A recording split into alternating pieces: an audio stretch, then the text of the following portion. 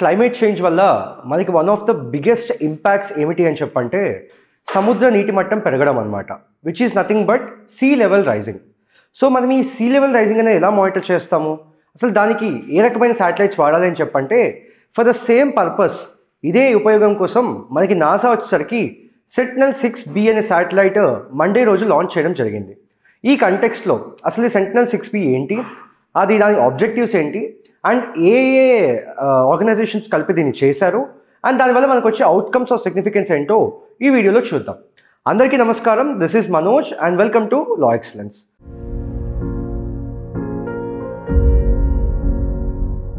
So first of all ఈ Sentinel-6B అనే satellite ఏమిటి? ఇది ఒక ఎర్త్ అబ్జర్వేషన్ శాటిలైట్. మనకి ఎర్త్ అబ్జర్వేషన్ శాటిలైట్ అని చెప్పంటే ఎర్త్కి మనకి ఏమేమి ఉంటాయి?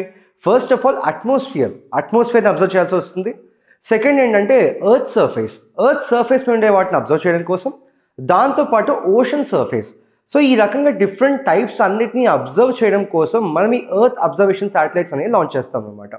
ఈ ఎర్త్ అబ్జర్వేషన్ శాటిలైట్స్ యొక్క అప్లికేషన్స్ ఏమిటి అని చెప్పంటే వెదర్ మానిటరింగ్, వెదర్ ఫోర్కాస్ట్, దాంతోపాటు రిసోర్సెస్ అండ్ అర్బన్ మ్యాపింగ్, దాంతోపాటు sea level rise or ocean surface level ఎలా పెరుగుతుంది అని చెప్పి ఈ రకంగా మనకి వైడ్ రిలేటెడ్గా అప్లికేషన్స్ ఈ ఎర్త్ అబ్జర్వేషన్ శాటిలైట్స్ వల్ల ఉంటాయి అన్నమాట. సో ఇది ఏమిటి అని చెప్పంటే it is jointly develop by మెయిన్గా దీంట్లో 6 కనిపించవచ్చు, మీరు 5 or 6 చూడొచ్చు. దానిలో మెయిన్గా మనకి ఏమేమి గుర్తుపెట్టుకోవాలి అని చెప్పంటే it is a collaboration between NASA, దాంతోపాటు యూరోపియన్ స్పేస్ ఏజెన్సీ, అండ్ దాంతోపాటు మనకి యూఎస్ఏలో NOAA అనే ఆర్గనైజేషన్ ఉంది, national office for atmospheric and administration. So ఈ 3 ఆర్గనైజేషన్స్ కొలాబరేషన్లో ఈ మిషన్ అనేది లాంచ్ చేయడం జరిగింది. అయితే ఇది ఏంటి అని చెప్పంటే November 17th ఎప్పుడు లాంచ్ చేస్తారని అడుగుతారు. It is launch on November 17th of 2025 from California. Vandenberg space force base అని చెప్పి ఉంది, it is in California. So దీంట్లో నుంచి ఈ Sentinel-6B అనే శాటిలైట్ని లాంచ్ చేశారనమాట. అయితే ఈ మిషన్ ఏమిటి, జస్ట్ ఇప్పుడు స్టార్ట్ చేసిందా అంటే కాదు, దీనికి ముందే Sentinel-6 అని చెప్పేసి దీనికి ముందు ఒక ట్విన్ శాటిలైట్ అనేది లాంచ్ చేయడం జరిగింది. ఇది ఎప్పుడు చేశారు? ఇది 2020లో దీనికి ట్విన్ శాటిలైట్ అనేది లాంచ్ చేశారు. దానికి అడిషన్గా ఈ శాటిలైట్ అనేది లాంచ్ చేయడం జరిగింది.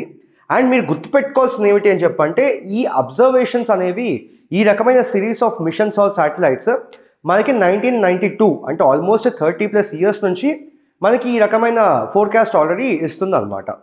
అయితే what is the main purpose అంటే మెయిన్ ఆబ్జెక్టివ్స్ ఏంటి, ఇది ఎందుకోసం లాంచ్ చేశారు అనుకుంటే first it measures the sea surface height across 90% of the Earth's oceans. Sea surface height ఎందుకు మెజర్ చేయాలి? సో మనకి కోస్టల్ ఏరియాస్లో చాలామంది జనాలు ఉంటారు అనమాట, చాలామంది నివసిస్తూ ఉంటారు.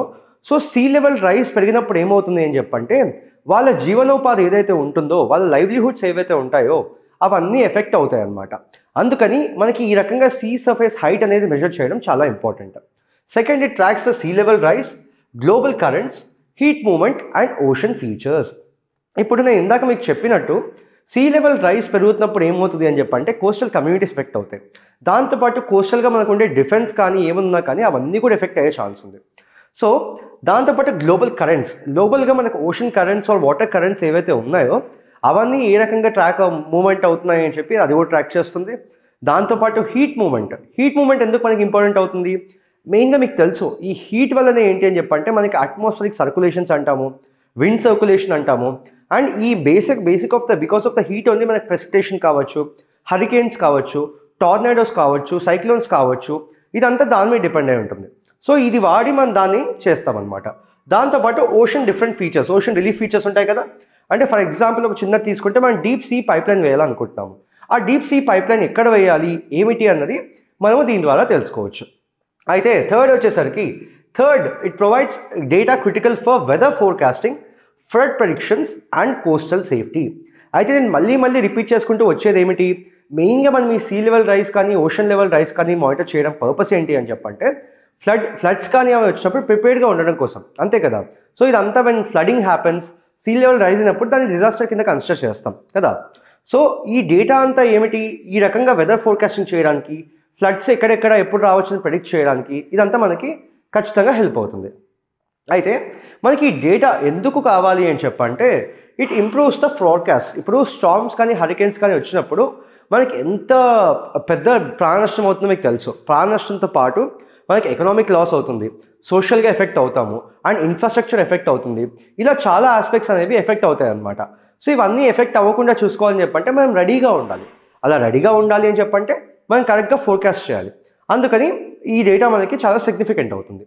దాంతోపాటు మనకి సిటీ ప్లానర్స్ అండ్ గవర్నమెంట్స్ ఏవైతే ఉంటాయో వాళ్ళు కోస్టల్ ఇన్ఫ్రాస్ట్రక్చర్ చేస్తున్నప్పుడు ఏ రకంగా చేయాలి, దాంతోపాటు రియల్ ఎస్టేట్ చేస్తున్నప్పుడు ఎక్కడెక్కడ ఫోకస్ చేయాలి, దాంతోపాటు కోస్టల్ పరంగా ఎక్కడైనా కానీ ఎనర్జీ ఫెసిలిటీస్ మీద ఎక్కడెక్కడ ఫోకస్ చేయాలి, ఈ డేటా అంతా కూడా మనకు అక్కడ మ్యాటర్ అవ్వడానికి చాలా ఎక్కువగా ఆస్కారం ఉంటుంది. దాంతోపాటు it supports the commercial and naval navigation. అయితే ఇప్పుడు మనకి ఏంటి, నావల్ నావిగేషన్ చేస్తున్నప్పుడు ఆర్ కమర్షియల్గా చేస్తున్నప్పుడు ఈ నావిగేషన్ అనేది చేయడానికి మనకి ఈ డేటా ఏదైతే ఉందో సీ సర్ఫేస్ రైజ్ కానీ సీ సర్ఫేస్ లెవెల్ కానీ ఈ డేటా అంతా కూడా మనకి ఆ రకంగా బాగా హెల్ప్ అవుతుంది అనమాట. దాంతోపాటు మనకి ఎప్పుడైనా for example search and rescue operations అవుతూ ఉంటాయి సముద్రంలో. సో ఆ రకంగా సర్చ్ అండ్ రెస్క్యూస్ ఆపరేషన్ అవుతున్నప్పుడు కూడా ఈ డేటా మనకి ఖచ్చితంగా హెల్ప్ అవుతుంది. అండ్ డెబ్రిస్ ట్రాకింగ్ అంటాం. అంటే ఇప్పుడు చాలా వరకు పొల్యూషన్ ఎలా అవుతుంది, వాటర్ పొల్యూషన్, డెబ్రిస్ అంతా మనం సముద్రంలో డిస్పోజ్ చేయడం వల్ల ఆ సముద్రంలో ఉన్న వేస్టేజ్ వల్ల. సో అదంతా ట్రాక్ చేయడానికి కూడా మనకి డేటా హెల్ప్ అవుతుంది. అండ్ మెయిన్గా వాటర్ పొల్యూషన్, మనం ఈ రకంగా డెబ్రీస్ కానీ ప్లాస్టిక్ కానీ ఏ రకంగా అయితే ఇప్పుడు చాలా లెవెల్లో మనకి సర్ఫేసెస్ పొల్యూట్ అవుతున్నాయో అదంతా చేయడానికి కూడా మనకి ఇది చాలా బాగా హెల్ప్ అవుతుంది.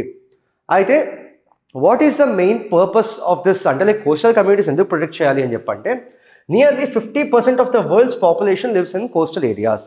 అంటే కోస్టల్ ఏరియాస్లో ఇంతమంది పాపులేషన్ ఉన్నప్పుడు మనకి one of the haunting environmental ఏంటని చెప్పి concern climate change. Climate change వల్ల మనకి ఏమవుతుంది, సీ లెవెల్స్ అనేవి రైజ్ అవుతున్నాయి. ఇవి ఎలా అవుతాయి అని చెప్పంటే మనకి గ్లేషియర్స్ ఉంటాయి, ఐస్ క్యాప్స్ ఉంటాయి. ఈ ఐస్ క్యాప్స్ అన్ని మెల్ట్ అయినప్పుడు అవన్నీ వచ్చి సముద్రంలో కలవడం వల్ల సీ లెవెల్ రైజ్ అనేది అవుతుంది. సో సీ లెవెల్ రైజ్ అయినప్పుడు మనకి ఏంటంటే హై టైడ్, లో టైడ్, అంటే మీడియం బేస్ లెవెల్ అని చెప్పి కొన్ని ఉంటాయన్నమాట. సో చాలా వరకు కమ్యూనిటీస్ వరల్డ్లో ఏంటి అని చెప్పంటే కోస్టల్ ఏరియాస్లో ఉండడం వల్ల ఈ ఎఫెక్ట్స్ కనుక మనం కరెక్ట్గా చూడకపోతే చాలా వరకు లాస్ రావడానికి స్కోప్ ఎక్కువ ఉంది. అందుకని మనం మానిటర్ చేయాలి. So sea level rise varies regionally. Data identify areas at higher risk of like flooding, erosion and salt water. ఇప్పుడు ఈ రకంగా అయినప్పుడు ఏమవుతుంది, ఫస్ట్ వచ్చేసరికి ఫ్లడ్డింగ్ అవ్వచ్చు. సో ఫ్లడ్డింగ్ అంటే ఏంటి, ఆ వాటర్ అంతా కూడా మనకి ఉండే ప్లేస్లోకి రావడం కదా. సో ఎరోషన్, ఆ ఫ్లడింగ్తో పాటు ఏంటి అని చెప్పంటే లాట్ ఆఫ్ ఎరోషన్ అనేది అవుతుంది. డెబ్రీస్, వేస్ట్, ఇంకా సీ సైడ్లో ఉన్నవి ఏమన్నా అవంతా వస్తాయి. దాంతోపాటు మనకి అక్కడ ఉండే జీవనవాసులు ఎవరైతే ఉంటారో వాళ్ళ డ్రింకింగ్ వాటర్లో, వాళ్ళ గ్రౌండ్ వాటర్లో సాల్ట్ అనేది ఎక్కువ కలవడానికి స్కోప్ ఉంటుంది. సో సాల్ట్ ఎక్కువ కలిసినప్పుడు ఏమవుతుంది, వాళ్ళ హెల్త్ అనేది ఎఫెక్ట్ అవుతుంది కన్జ్యూమ్ చేసినప్పుడు. అంతే కదా, సాల్ట్ కంటెంట్ అనేది ఎక్కువ అయిపోతుంది, అది ఎఫెక్ట్ అవుతుంది. సో ఇదంతా చేయడం వల్ల it supports the land use planning, water resource management, infrastructure design and disaster preparedness. So ఈ రకంగా మన దగ్గర ఈ డేటా ఉన్నప్పుడు ఫస్ట్ మనకి ఆ కోస్టల్ ల్యాండ్ ఏదైతే ఉందో ఆ ల్యాండ్ని ఏ రకంగా యూస్ చేసుకోవాలని చెప్పి మనం బాగా అర్థం చేసుకోవచ్చు. సెకండ్ ఏమిటి అని చెప్పంటే మనకి ఆ వాటర్ రిసోర్సెస్ని ఎలా వాడుకోవాలి, ఏ రకంగా మనం మానిటర్ చేసుకోవాలి అని చెప్పి మనకు అర్థమవుతుంది. దాంతోపాటు ఇన్ఫ్రాస్ట్రక్చర్ డిజైన్, ఇప్పుడు కోస్టల్లో ఇందాక మనం చెప్పాం, ఫర్ ఎగ్జాంపుల్ కోస్టల్లో ఏమేమి ఇన్ఫ్రాస్ట్రక్చర్ ఉండొచ్చు, పోర్ట్స్ పరంగా అవి ఉండొచ్చు, లేకపోతే డిఫెన్స్ పరంగా కూడా వాళ్ళ నేవీ షిప్మెంట్స్ కానీ అట్లా ఏమైనా ఉండొచ్చు. సో ఇవన్నీ కూడా ఎలా ప్లాన్ చేసుకోవాలి, ఎలా చేసుకోవాలని చెప్పి ఉంటుంది. దాంతోపాటు ఫ్లడింగ్ ఇవన్నీ చెప్పాను కదా, డిజాస్టర్ ప్రిపేర్నెస్ అంటే హరికేన్స్ కానీ ఆర్ టోర్నాడోస్ కానీ ఇవన్నీ వచ్చినప్పుడు ఏ రకంగా మనం ప్రిపేర్డ్గా ఉండొచ్చు, ఈ డేటా అనేది మనకి ఆ రకంగా ఖచ్చితంగా సపోర్ట్ చేస్తుంది అనమాట. So it is and international collaboration. ఇప్పుడు ఎప్పుడైనా మన మెయిన్ ఇంటర్నేషనల్ కొలాబరేషన్ పర్పస్ ఏంటి అని చెప్పంటే ఫస్ట్ ఆఫ్ ఆల్ కాస్ట్ తగ్గించడానికి, second of all resources extend చేసుకోవడానికి, థర్డ్ ఆఫ్ ఆల్ వాళ్ళకున్న నాలెడ్జ్ ఏదైతే ఉందో ఆ నాలెడ్జ్ అనేది షేర్ అవ్వడానికి across the borders, right. So ఈ రకంగా it is a collaboration between all these international organizations. First వచ్చేసరికి నాసా మీకు తెలుసు, it's a space organization of the United States. Then ESA అంటే యూరోపియన్ స్పేస్ ఏజెన్సీ. ఇందాక నేను చెప్పినట్టు EUMETSAT అంటే European organization for exploitation of meteorological satellites, దాని full form ఇదన్నమాట. నెక్స్ట్ వచ్చేసరికి NOAA ఉంది, ఇది కూడా ఏంటంటే US based organisation, national oceanic and atmospheric administration కదా. Then CNES centre national. So ఇది ఏమిటి అని చెప్పంటే మీరు పేరు గుర్తుపెట్టుకోవాల్సిన అవసరం లేదు, it is mainly related to France. మనకిది ఫ్రాన్స్ కంట్రీలో ఎక్కువగా ఫ్రాన్స్ కంట్రీకి డిపెండెంట్ అయ్యి ఉన్నది. లాస్ట్కి వచ్చేసరికి యూరోపియన్ కమిషన్. సో ఈ రకంగా ఈ మిషన్ ఏంటి అని చెప్పంటే it is promoting and international collaboration with such many international organisations.